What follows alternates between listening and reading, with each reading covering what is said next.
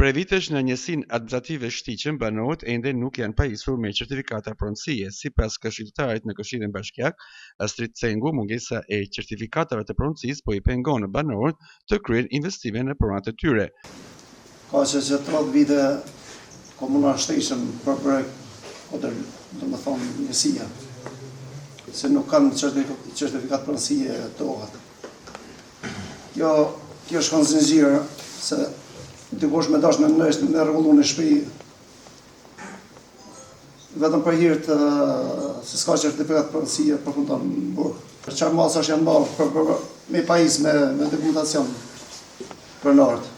Ndërkohë, kryetari i bashkisë Albert Halili bën me dije se i ka drejtuar kërkesa Agjencisë Shtetërore të Kadastrës për zgjidhjen e problemit të regjistrimit të tokave jo vetëm në Shtiqen, por edhe në zonat e tjera të bashkisë. Është bërë regjistrimi i pronave në Gostil dhe në 3 fshatë të tjerë është drejt përfundimit në Kryqçaj, në Buzmadhe edhe në fshatin Fshat. Është një përzgjedhje automatike që ka bërë drejtoria e SHK-s.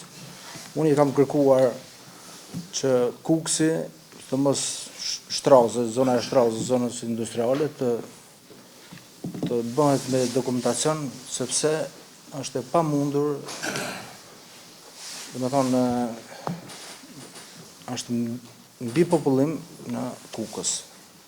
Qyteti Kukës do të zgjerohet, banesat kolektive, apartamente, ka nevoja të firmave shumë dhe besoj që me zgjidhjen e shumë këtyre regjistrimit të tokave në Shtiqen, Kodet Lumës dhe në Kukës do zgjidhet përfundimisht edhe lidhe me strahimin i cili është problem në Kukës. Kujtojmë se Drejtoria Vendore e Agjencisë Shtetërore të Kadastrës në Kukës ka nisur procesin e trajtimit të kërkesave për kalimin e tokës bujqësore nga përdorimi në pronësi në njësinë administrative Shtiqen, duke përfshirë fshatrat të Shtiqen, Kodërlum dhe Krenc.